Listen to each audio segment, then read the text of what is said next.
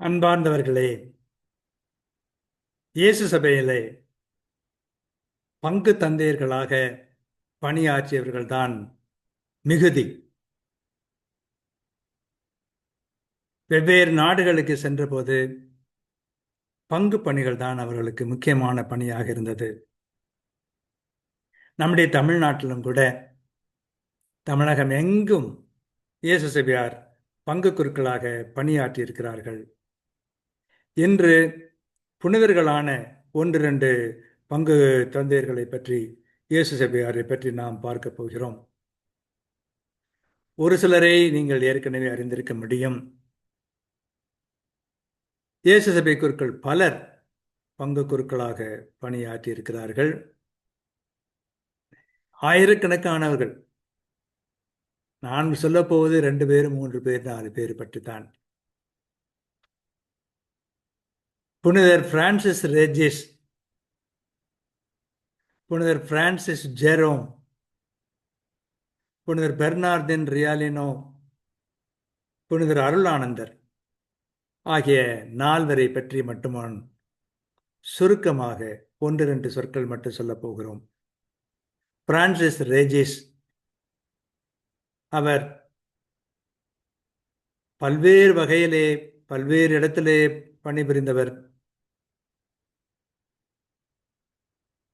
புதுமைகள் எல்லாம் செய்தவர். அவருக்கு நிறைய எதிரிகள் இருந்தார்கள். அவர்களையெல்லாம் சமாளித்து அவர் கடுமையாக பணி செய்தார். புனிதர் பெர்னார்டின் ரியாலினோ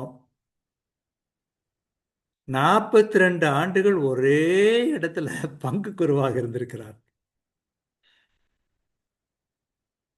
அவரை மாற்றுவதற்கான முயற்சிகள் அவ்வப்போது நடந்தன.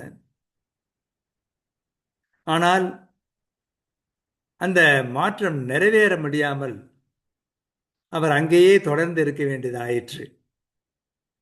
ஒரு சில சமயங்களிலே அவர் நோய்வாய்ப்பட்டு விடுகிறார். வேறு சில சமயங்களிலே கடுமையான இயற்கை சீற்றங்கள் ஏற்படுகின்றன.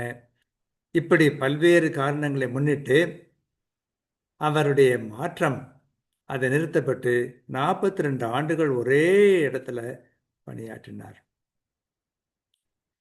பிரான்சிஸ் ரெஜிஸ் கூலி தொழிலாளிகள், விலைமகளிர், ஆதரவற்றோர் நடுவே கடுமையாக பணியாற்றினார். பஞ்சம் நிகழ்ந்த போது அவர்களுக்கெல்லாம் உணவளிக்கிறவராக இருந்தார். புதுமைகள் செய்தார். ஆகவே அவரிடம் பேரன்பு கொண்டு பக்தி கொண்டு கூரேதாஸ் என்று சொல்லப்படுகிற புனிதர் ஜான் மரிய வியானி இந்த ரேஜிஸ் செய்த அதே புதுமையை அவர் செய்வார். மக்களுக்கு உணவு தேவைப்படுகிறது, கோதுமை இல்லை. அப்பொழுது ரேஜிஸ் அவருடைய சுருவத்தை உள்ளே விட்டு அந்த கலத்தில் விட்டு அது நிறைய கோதுமை கிடைக்கும்படியாக புனிதர் அருள் கூரேதாஸ் செய்தார். அதே போல தான் இவரும் மக்களுக்கு, ஏழை மக்களுக்கு அன்றாடம் ஏதேனும் கொடுக்க வேண்டும் என்பதற்காக தானியங்களை நிறைய வாங்கி வைத்திருந்து அதுக்கு பொறுப்பாக ஒரு பெண்மணியை நியமித்திருந்தார். ஒரு நாள் அந்த பெண்மணி வந்து, சாமி, வீடுக்கு முன்னால் பெருங்கூட்டம் நிற்குது, துளி கோதுமை இல்லை, என்ன செய்யுது, போய் பாருமா இருக்கும் அப்படின்னு சொல்றார். பிறகு ஜெபம் பண்றார். எக்கச்சக்கமாக கோதுமை நிரம்புகிறது. அந்த களஞ்சியத்தில் நிரம்பின பிறகு அவர் அந்த பெண்மணி ஆச்சரியப்பட்டு விட்டார். எனக்கு ஒன்றும் இல்லை, நான் என்னது கொடுக்க முடியும், நான் வரேன், வச்சுக்கிட்டு இல்லை, நான் சொல்கிறேன், என்னெல்லாம் போராடி பார்க்குறாள். இல்லை, வந்து பாருங்கன்னு கூட்டு போகும் பார்த்தா அவருக்கே ஆச்சரியம், அவ்வளவு கோதுமை இருந்தது. அந்த மாதிரி புதுமைகள் எல்லாம் செய்தவர் புனிதர் பிரான்சிஸ் ரெஜிஸ்.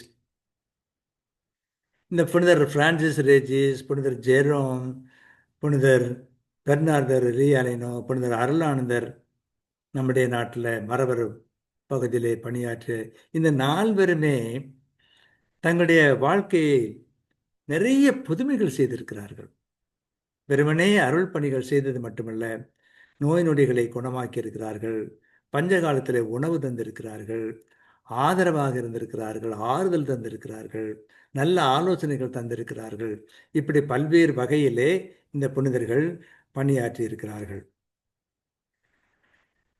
இதே போலதான் நம்முடைய நாட்டிலே ஒரு காலத்தில் தமிழகம் முழுவதும் இயேசு சபையார் பங்கு குருக்களாக இருந்திருக்கிறார்கள் என்பதை பார்க்கிறோம்.